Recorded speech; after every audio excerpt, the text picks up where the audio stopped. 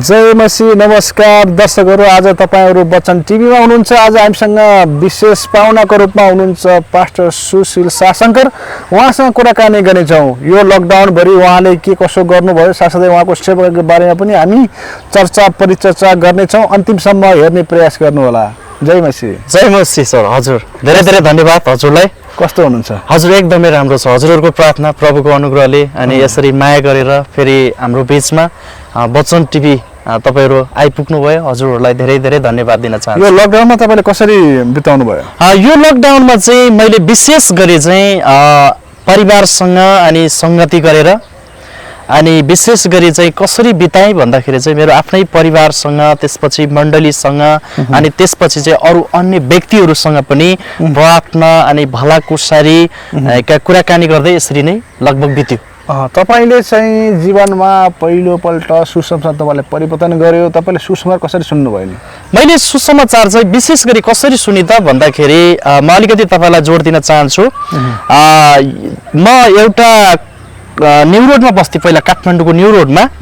अनि त्यति बेला चाहिँ म चाहिँ एउटा मार्शल आर्टको खेलाडी थिएँ। आज म भन्दैछु हजुरलाई फर्स्टचोटि। अनि मार्शल आर्टको खेलाडी हुँदाखेरि चाहिँ त्यति बेला चाहिँ म जेउस एउटा जवान केटा हैन, अनि गेम खेलेर हैन म जतिको अलिकति पावर बलियो फुर्तिलो को छ र भन्ने खालको त्यस्तो थियो। अनि त्यति बेला त्यो गर्दै गर्दाखेरि त्यो अवस्थामा चाहिँ अनि त्यो कन्टेक्स्टलाई जब मैले मार्शल आर्टको गेमबाट मैले पुरा गरेँ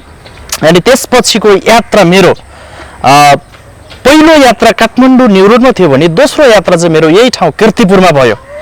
अनि कीर्तिपुरमा जब म आइसकेपछि म एउटा कीर्तिपुरको शालिग भन्ने ठाउँ छ अनि त्यहाँनिर म पाना शालिगमा अनि त्यहाँ चाहिँ एउटा चिया पसल थियो। अनि त्यो दिदी चाहिँ मलाई जहाँसम्म लाग्छ विश्वासी हुनुहुँदो रहेछ, मलाई उहाँले भन्नुभएको थिएन। अनि जब म चिया खाँदै गर्दाखेरि चाहिँ उहाँले के भन्नुभयो त भन्दाखेरि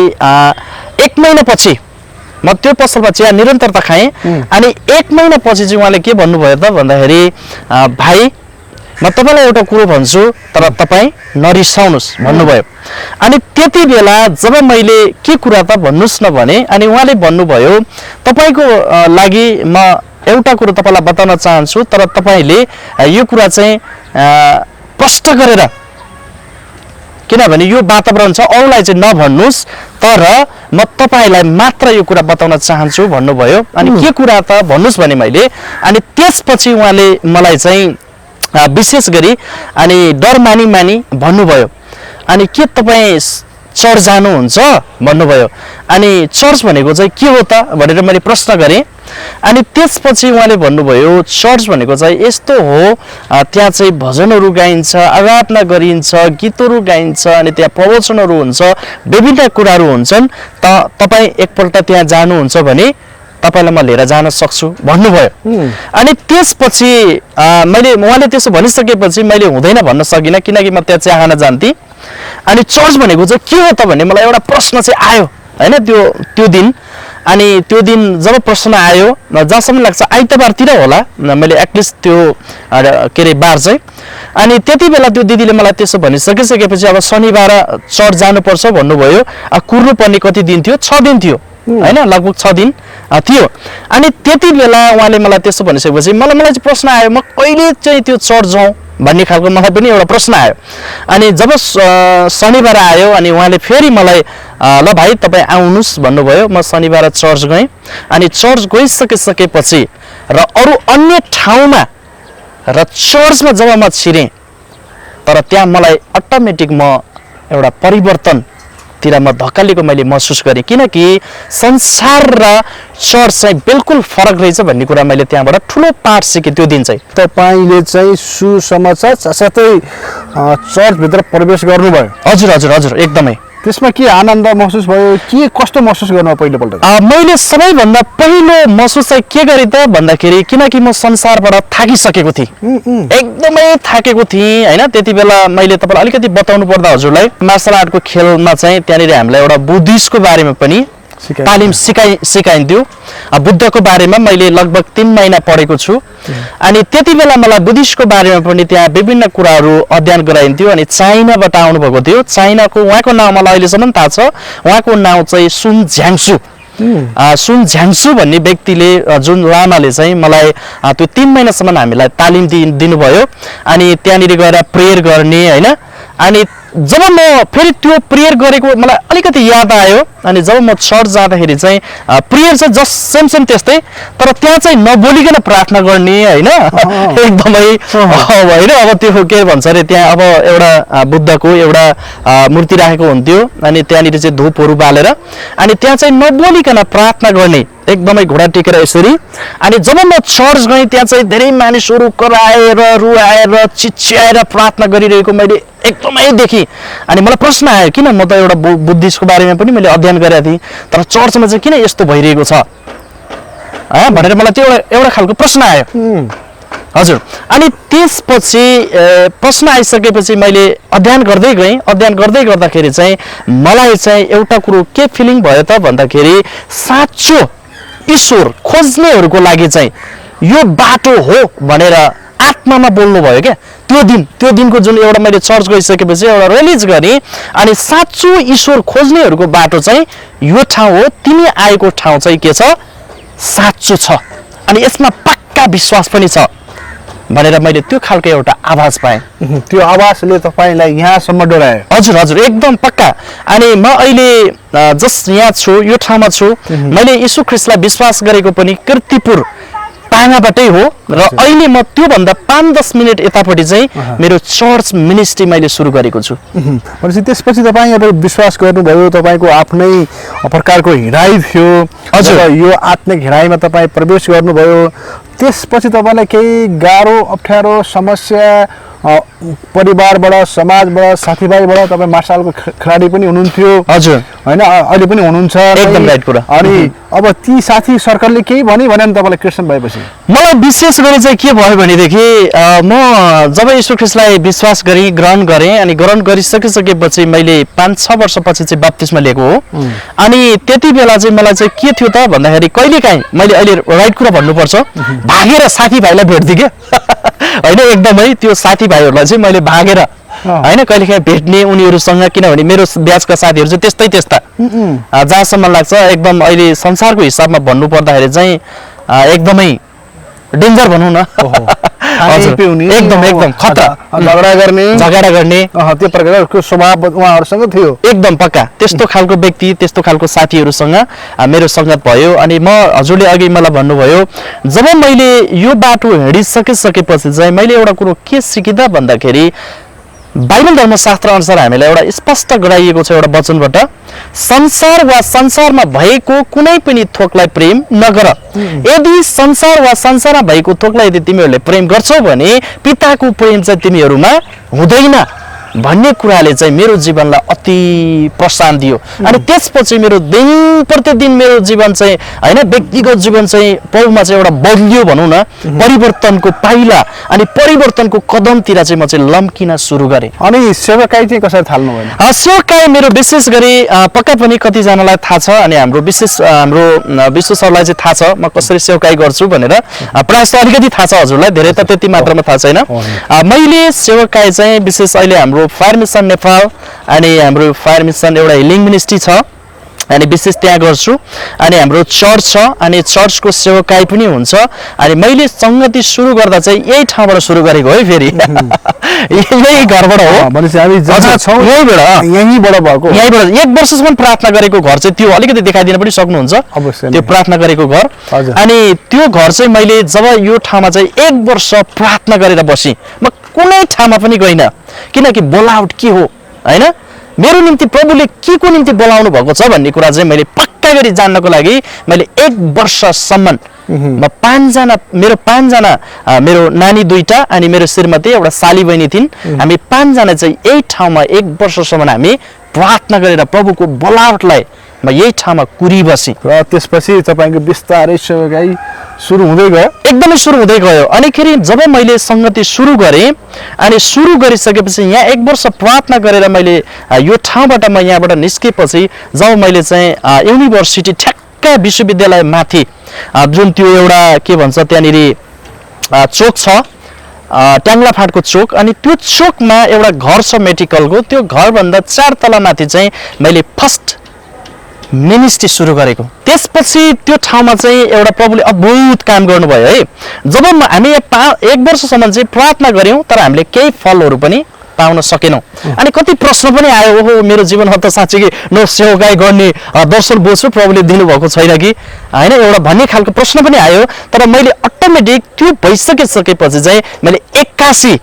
प्रभुलाई भने कि प्रभु तपाईँले मलाई सेवाको निम्ति यति बोलाउनु भएको भने मलाई त्यो एउटा घर दिनुहोस्, कोठा दिनुहोस्, म त्यो ठाउँमा गएर म प्रार्थना गर्न चाहन्छु र त्यो ठाउँबाट तपाईँको म काम गर्न चाहन्छु भनेर जब म एक दिन निस्केर गएँ अनि प्रार्थना गरेर गइसकेपछि जहाँसम्म लाग्छ चर्च भनेपछि कुनै पनि घरका मानिसहरूले कुनै पनि व्यक्तिले ठाउँ दिँदैनन्। तर म प्रार्थना गरेर गएँ। प्रार्थना गरेर गइसकेपछि एकजना जो चाहिँ यीशु ख्रीष्टलाई विश्वास नगरेको व्यक्तिले चाहिँ के भनिदिनु भयो भन्दाखेरि एकजना गैर क्रिस्चियनकै घर अनि गैर क्रिस्चियनकै एकजना नेवारी बुवाले चाहिँ घरबेटी त्यहाँ हुनुहुन्थ्यो, म त्यही आमुने सामुने थिएँ। अनि यो घर कोठा खाली छ भन्दाखेरि चाहिँ उहाँले के भन्नुभयो भने कोठा त खाली छ तर के को लागि भन्नुभयो। अनि कोठा अनि त्यो उहाँको एउटा बुवाले चाहिँ त्यो उहाँको घरको ठ्याक्कै यतापट्टि बस्नु भएको छ। अनि नेवारीबाट भनिदिनु भयो उहाँले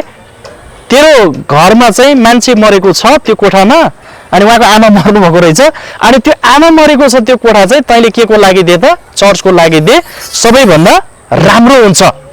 एकदमै राम्रो हुन्छ, चर्चको लागि दे भनिदिइसकेपछि त्यो घरबेटीले के भन्नुभयो त भन्दाखेरि हुन्छ भनिदिनु भयो, ओके भन्नुभयो। अनि त्यो कोठाको दाम चाहिँ कति थियो त भन्दाखेरि 4000 रुपियाँ थियो।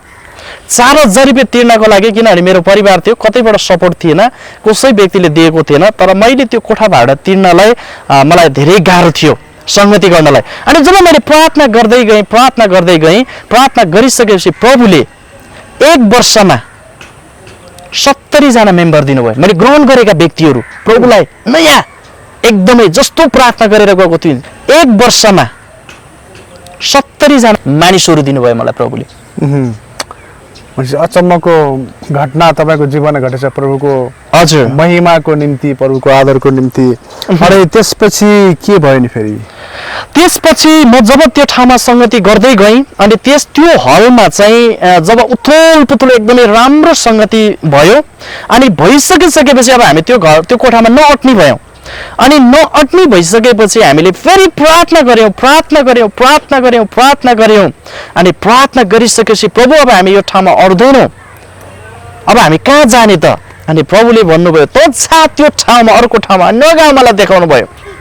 अनि नगाउँमा म घुम्दै आएँ। अनि त्यति बेला चाहिँ जब भुइँचलो गएको सिजन थियो अनि त्यति बेला चर्चलाई भनेपछि मान्छेले अहिले पनि जग्गा दिँदैनन्, त्यो बेला पनि दिएका थिएनन्। अनि जब म प्रार्थना गरेर आउँदै गर्दाखेरि चाहिँ मैले जब एउटा जग्गा खाली देखेँ अनि जग्गा त्यो खाली देखिसकेपछि मैले त्यो जग्गामा गएर के गरेँ, हात राखेँ। अनि हात राखिसकेपछि मैले त्यो जग्गा त्यो माटोलाई प्रभु तपाईँको इच्छा छ भने तपाईँले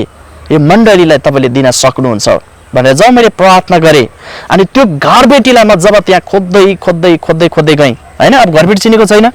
नचिनेपछि खोज्नु पर्यो। अनि म जब खोज्दै गइसकेपछि प्रभुले मलाई एउटा आमा बाटोमा भेटेँ। अनि आमा मैले यो तल एउटा जग्गा देखेको छु, त्यो खाली जग्गा, हजुरहरूलाई त थाहा हुन्छ तर यो जग्गा कसको हो भन्दाखेरि चाहिँ उहाँले भनिदिनु भयो तपाईँले हेर्न सक्नुहुन्छ यहाँ माथि घर छ, त्यहाँ चाहिँ एउटा कपाल काट्ने ठाउँ छ, अनि त्यो जग्गावाला साउ चाहिँ उहाँ नै हुनुहुन्छ, त्यहाँ गएर तपाईँ भेट्नुहोस् भनेर म चाहिँ त्यहाँ गएँ। अनि त्यहाँ गइसकेपछि चाहिँ अनि मैले त्यो घरबेटीलाई भेटिसकेपछि अब घरबेटीको नाउँ सुन्दाखेरि नै धेरै मान्छे डराउँदो रहेछ त्यो एरियामा चाहिँ होइन, एकदम डराउने त्यस्तै व्यक्ति। अनि म जब गएँ त्यो घरमा गइसकेपछि मैले हेरेँ, मलाई हेर्दाखेरि पनि मलाई एक प्रकारको होइन एउटा फिलिङ चाहिँ मैले गरिसकेको थिएँ, मेरो साथमा चाहिँ प्रभु हुनुहुन्छ। अनि जब म त्यो घरबेटी कहाँ गइसकेपछि चर्च 15वटा हो कि कतिवटा चर्च चाहिँ यो बनाउने भनेर चाहिँ यो के भन्छ अरे भूकम्पको बेलामा चाहिँ धेरै जग्गा खोजेर त्यो ठाउँमा गइसकेको रहेछ, 15वटा भन्दा बढी चर्चहरू चाहिँ पास्टरहरू। अनि उहाँले चाहिँ दिनुभएको रहेनछ, धेरै चर्चहरू आइसकेका छन्, हामी दिँदैनौँ बाबु चर्चलाई भनेर चाहिँ त्यसरी रोकेको रहेछ। अनि म एक दिन त्यहाँनिर टक्क गइसक्यो त्यो घरबेटी कहाँ गइसकेपछि उहाँले के गर्नुभयो त, उहाँ बोल्नै सक्नु भएन क्या, ढोका पुग्ने साथै उहाँ बोल्नै सक्नु भएन, न भित्र आऊ भन्नुहुन्छ न बाहिर जाऊ भन्नुहुन्छ होइन। अनि अद्भुत प्रकारले उहाँले 5 मिनटपछि लामो सास फेरेर ओ भाइ आऊ भन्नुभयो। अनि त्यसपछि म उहाँको घरमा माथि गएँ अनि माथि गइसकेपछि उहाँले मलाई बस्नुस् भन्नुभयो म बसेँ अनि जग्गा के को लागि भन्नुभयो चर्चको लागि भने अनि चर्चको लागि हो भन्नुभयो हजुर हो भने अनि त्यसपछि चाहिँ त्यहाँ चाहिँ एउटा परमेश्वरले त्यो घरबेटीको हृदयमा पवित्र आत्माले काम गरिरहेको कुरा चाहिँ मैले फिल गरेँ अनि त्यो घरबेटीले चाहिँ के भन्नुभयो त भन्दाखेरि धेरै बेरपछि तपाईको 1 घण्टा मैले सुसमाचार सुनाएर त्यो घरबेटीलाई त्यो जग्गा चाहिँ चर्चको नाउँमा एग्रिमेन्ट गराउनलाई सफल भए मेरो यो पहिलो एउटा सेवकाईको अनुभव मैले बताउँदैछु परमेश्वरले जब बोलावट गर्नुहुन्छ त्यसलाई निश्चयता गर्नुहुन्छ अनि व्यक्तिलाई चलाउनुहुन्छ उहाँले क्रिस्चियन गैर क्रिस्चियन किनभने उहाँको काम हो उहाँको राज्य हो र उहाँको कामको लागि हामी जब तयार हुन्छौँ अनि उहाँले काम गर्न थाल्नुहुन्छ एकदमै अनि त्यस तपाईले यो फायर मिसन त्यसपछि यो हिलिङका प्रोग्रामहरु पनि गर्नुहुन्छ हैन हजुर हजुर हजुर प्रोग्राम कसरी गरिरहनु भएको छ अहिले लकडाउनमा पनि मानिसहरूलाई यो आवश्यकता छ एकदमै एकदमै हजुर अहिले के कसरी यो तालमेल मिलाइरहनु भएको छ धेरै धन्यवाद हाम्रो विश्व सर यो प्रश्न तपाईले गरिदिनु भएको लागि विशेष गरी हजुरलाई अहिले यो कन्डिसनमा चाहिँ किनभने मान्छेहरू धेरै चर्च जान पाइरहेको छैनन् घरको एउटा एक प्रकारको थकाइ अनि एक प्रकारको छुट्टै एउटा मानिसलाई चाहिँ यो मस्तिष्कलाई चाहिँ बिगार्ने काम भइरहेको छ अनि यो बीचमा चाहिँ फायर मिसनमा जतिजना व्यक्तिहरू जोडिरहनु भएको छ हाम्रो फेसबुकमा अथवा व्हाट्सएप संगतिमा अनि विभिन्न ठाउँबाट हामीलाई जसले चिनिरहनु भएको छ उहाँहरूलाई चाहिँ विशेष स्पेशल संगति मैले दिइरहेको छु अनि उहाँहरूलाई प्राप्त हैन अहिले त विशेष गरी मानिसलाई त खाना त जताबाट पनि जुड्छ तर आत्मिक भोजन चाहिँ मानिसलाई जुट्नलाई अहिले यी दिनहरुमा चाहिँ गाह्रो छ अनि यो बीचमा चाहिँ हामीले आत्मिक भोजन चाहिँ बढी मात्रामा हामीले खइरहेको छु भन्ने खालको एउटा महसुस गरिरहेको छु तपाई एकजना पास्टर हुनुहुन्छ अब नेपालमा 12,000 चर्च छन् 30 लाख भन्दा बढी क्रिस्चियनहरु छन् हजुर अब यसमध्ये तपाई अब पास्टरको आफ्नै समस्या दुःख कष्ट वेदना छ एकदमै विश्वासहरु पनि छ नेपाल भरि नै विश्वभरि नै यो समस्याहरु अब दिनै बढिरहेको छ एकदमै हजुर अब एकदमै इन्कमहरु कम भइरहेको छ अहिले तपाईले के गरिरहनु भएको छ एकदमै राम्रो कुरा यो एकदम राम्रो प्रश्न गर्नुभयो हजुरले पक्का पनि हो अहिले किनभने लकडाउन भएको धेरै समय भइसक्यो आर्थिक कुरामा धेरै व्यक्तिलाई अहिले संसार नै मानिसहरूलाई सबैलाई नै यसले तसनस बनाइरहेको छ भएर पनि मानिसहरूले कति व्यक्तिले चलाउन पाइरहेको छैन र कति व्यक्ति चाहिँ नभएर पनि छटपटाइरहेको छ कुरो दुईटा एउटै छ र पनि यो बीचमा चाहिँ मैले चाहिँ एउटा स्पेशल के गरिरहेको छु भन्दाखेरि अरूको भरमा भन्दा पनि आफैमा डिफेन्ड भएर हुन त मसँग पनि त्यस्तो प्रशस्त छैन हैन तर नभए पनि भएको जस्तो गरेर प्रभुसँग चाहिँ एउटा खुशी आनन्द मैले विशेष गरी यो मित्रता चाहिँ उहाँसँग गाँसेको छु अब यो समय महामारीको समयमा कोभिड-19 को समस्या छ हजुर अब यसले ल्याएका धेरै नै प्रभावहरु छ एकदमै एकदमै अब यो समाज देशलाई नै आघात पुर्याइरहेको छ सरकारलाई नै ठूलो असर पर्छ सरकारले नै काम गर्न सकेको छैन एकदमै अब यो बेलामा परमेश्वरको वचन तपाईलाई पनि भनिसक्नु भएको छ एकदम खाँचो छ एकदमै यो बेलामा परमेश्वरको वचन विशेष गरेर क्रिस्चियन तथा गैर क्रिस्चियनलाई कति महत्त्वपूर्ण छ यो दुवै व्यक्तिलाई नै खाँचो छ किनभने परमप्रभु परमेश्वरले न गैर क्रिस्चियन न क्रिस्चियन सबैको लागि उहाँले सबैलाई सर्वव्यापी रूपमा प्रस्तुत गर्नुहुन्छ यो सबैको लागि ईश्वर भन्ने कुरा चाहिँ कुनैको व्यक्तिगत हुँदैन बरु व्यक्तिगत चाहिँ के बनाउन सकिन्छ भने एउटा ढुङ्गा माटो हैन एउटा जस्तै त्यो कुराहरु ल्याएर चाहिँ हामीले व्यक्तिगत बनाउन सक्छौं तर ईश्वर भन्ने व्यक्ति चाहिँ सबैको हृदयमा आत्मामा प्रस्तुत हुने कुरा हो र उहाँ सबैसँग नै समान व्यवहार गर्नुहुन्छ हजुर परमेश्वरको वचन महत्त्वपूर्ण छ एकदम मान्छेलाई एकदमै खाँचो छ यो बेलामा अवश्य एकदमै अब राहत अब मानिसहरूले धेरै दिइरहेका छन् मानिसहरूले चाहिँ अरु कुरा दिइरहेका छन् सरकारले दिइरहेको छ संघ संस्थाले दिइरहेको छन् व्यक्तिहरूले दिइरहेका छन् तर यो समयमा अब परमेश्वरको वचन दिनु पनि एकदमै ध्यान पूर्वक गर्नुपर्ने हुन्छ एकदमै के दिने के नदिने कुरा पनि महत्त्वपूर्ण छ हाम्रो चाहिँ एउटा चाहिँ नजिर बसिसकेका छ कि केशव आचार्यलाई चाहिँ जुन प्रकारले उहाँले चाहिँ गर्दाखेरि चाहिँ समस्या आएको कारण एकदमै पछिल्लो समयमा क्रिस्चियनहरूले चाहिँ यो कुरालाई कति ध्यान दिनुपर्छ यस्ता कुराहरूलाई मेरो विचारले चाहिँ अहिले क्रिस्चियनहरूलाई किन यो प्रकारको एउटा बन्धनमा राखेको छ भन्दाखेरि चाहिँ एउटा क्रिस्चियनहरूले चाहिँ होइन मिडियाको कारणले गर्दा उहाँले एउटा चाहिँ केशव आचार्यको हजुरले कुरा निकाल्नुभयो तर त्यो विषय चाहिँ हाम्रो थिएन र पनि हामीले यो विषय चाहिँ यहाँ जोड्न खोजियो विशेष म चाहिँ के भन्न चाहन्छु भने उहाँ चाहिँ एउटा पास्टर हुनुहुन्छ प्रभुको एउटा सेवक असल सेवक हुनुहुन्छ र पनि यो बीचमा चाहिँ म उहाँलाई के भन्न चाहन्छु भने अरू दाजुभाइ दिदीबहिनीहरूलाई विशेष गरी हामी एउटा इसाईहरूले पनि हाम्रो मिडिया भनेको चाहिँ कसैको व्यक्तिगत होइन क्या यो भनेको एउटा साझा हो सबैले बराबर गर्न पाउनुपर्छ किनभने अरू व्यक्तिले पनि त त्यहाँ भिडियोहरू हेर्ने हो भने होइन अरू विभिन्न किसिमका पनि त छन् नि तर तिनीहरूलाई चाहिँ कारबाही गरिएन तर क्रिस्चियनहरूलाई चाहिँ यो खालको एउटा हस्तक्षेप गरेर जबरजस्ती होइन एउटा विभिन्न कुराहरू गराइयो यो कुराप्रति चाहिँ म चाहिँ किनभने अलिकति मेरो मनमा चाहिँ खुल्दुली नै छ प्रश्न आउँछ यो हुनु हुँदैन भन्ने कुरा चाहिँ मेरो विशेष जोड हो अब यो देशमा सबैलाई समान अधिकार हुनुपर्छ हैन सबै मानिसहरू चाहिँ नेपालकै हुन् हैन नेपाली मन भएका मानिसहरू हुन् उहाँहरूको आस्था र विश्वासलाई प्र्याक्टिस गर्नु त्यसलाई त अभ्यास गर्नु त्यसलाई अवलम्बन गर्नु महत्त्वपूर्ण हो र सरकारले र समाजले पनि यी कुरालाई विशेष ध्यान दिनुपर्छ हामी क्रिस्चियनहरूले पनि ध्यान दिनुपर्छ एकदमै अब हामी अन्तिममा छौँ हजुर अब जाँदा तपाईँको केही छुटेका कुराहरू छन् विशेष अब मेरो चाहिँ अलिकति एउटा कुरो के छ भन्दाखेरि अहिले हजुरहरूलाई यदि यो वचन टिभी तपाईँहरूले संसारबाटै हेर्नुहुन्छ तपाईँलाई म एउटा अनुरोध गर्न चाहन्छु र हजुरको अनुमतिबाट विशेष गरी म के भन्न चाहन्छु भन्दाखेरि अहिले हाम्रो फायर मिसन प्रेटार कीर्तिपुरमा विशेष हामीले बनाउँदैछौँ र यदि तपाईँहरू यो भिडियो हेरेर यदि माया गर्नुहुन्छ भने चाहिँ हजुरहरूले हामीलाई भन्दा पनि ख्रिस्टको यो एउटा प्रार्थनाको घर हो किनभने यो प्रार्थनाले चाहिँ राष्ट्र बाँच्छ राष्ट्र मात्रै होइन संसारै उथलपुथल हुन्छ अनि त्यही अभियानको साथ तपाईँहरूले हाम्रो फायर मिसनलाई तपाईँहरूले यो घडी चाहिँ भर्खर सुरु भएको छ हामीले जगमा माटो मात्रै हालेका छौँ तपाईँहरूले हामीलाई प्रार्थना र आर्थिक कुराबाट नि सहायता गर्न सक्नुहुन्छ तपाईँ मिनिस्ट्रीमै हुनुहुन्छ मिनिस्ट्रीको सेरोफेरोमा हुनुहुन्छ कसरी मानिसलाई बनाउनु पर्ने कसरी मानिसलाई चाहिँ उत्साहित गर्न सकिन्छ कसरी चाहिँ उहाँहरूको चाहिँ आत्मा बाँच्छ भन्ने अभियानमै छौँ सबै यही अभियानको दबाउमा छन् किनभने संसारमा कोही पनि अमर र अजर छैन सबैले यस पृथ्वी छोड्नुपर्छ यो संसार छोड्नुपर्छ र ठुला होस् धनी होस् गरिब होस् होइन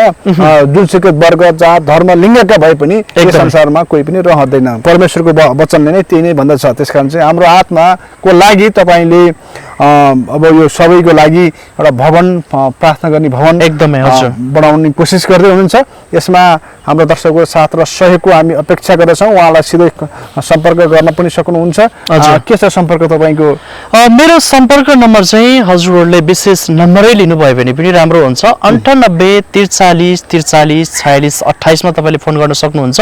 यो चाहिँ एनटिसीको हो अनि एनसेलमा तपाईँले फोन गर्नुहुन्छ भने चाहिँ 98 032 13 4 61 मा हजुरहरूले कल गर्न सक्नुहुन्छ अवश्य नै दर्शकहरू उहाँले सिधै तपाईँले सम्पर्क गर्न सक्नुहुन्छ र हामी चाहिँ परमेश्वरको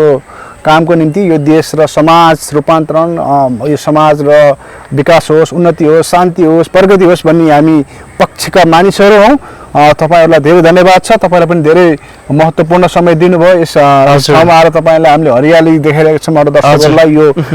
राम्रो कुरो पनि हो किनभने अहिलेको समय धेरै हरियाली हुने समय हो हजुर हजुर हुन्छ तपाईको महत्त्वपूर्ण समयको लागि धेरै धन्यवाद छ हजुर हुन्छ विशेष सर धेरै धन्यवाद र यो वचन टिभी हेरिरहनु भएका सम्पूर्ण दाजुभाइ दिदीबहिनीहरू देश विदेशमा अनि विशेष विभिन्न ठाउँमा हुनुहुने नेपाली दाजुभाइ दिदीबहिनीहरू अनि तपाईहरुको एकदम टेक केयर तपाईले ख्याल गर्नुस् अनि यो बेलामा अनि विशेष गरी म के भन्न चाहन्छु भने हाम्रो वचन टिभी आदरणीय हाम्रो विश्व थापाज्यू अनि साथै हाम्रो राजेश सर अनि उहाँलाई पनि धेरै धेरै धन्यवाद हाम्रो बीचमा आएर यी कीर्तिपुरको एउटा यो गतिविधिलाई लिनुभयो र विशेष धन्यवाद अनि उहाँले भन्नुभयो यो हरियाली हैन यो बेलामा चाहिँ हाम्रो मन चाहिँ जहाँ चाहिँ जानुपर्ने हो यसमा जानुपर्छ अनि हाम्रो मनलाई चाहिँ हाम्रो मन हृदयलाई मेकअप गर्छ जसरी एउटा छोरी मान्छेले मेकअप गर्छ हैन क्रिम पाउडर घसेर त्यसै गरी हाम्रो यो दिमागलाई पनि यो मगजलाई पनि हामीले हरियो परियो वातावरणले हाम्रो मगजमा हाल्नुपर्छ अनि हाम्रो सोचलाई विचारलाई असल राख्नुपर्छ म यही नै भन्न चाहन्छु र तपाईहरु वचन टिभी हेरिरहनु भएका सम्पूर्ण एकदमै तपाईहरुले यो च्यानललाई चाहिँ अति भाइरल बनाइदिनुस् शेयर सब्स्क्राइब गरिदिनुस् र विशेष गरी संसारभरि नै फैलिन सकेकोस् भनेर म यो च्यानललाई आशिष पनि बोल्न चाहन्छु हस् धन्यवाद जय मसी धेरै धेरै धन्यवाद विश्व सर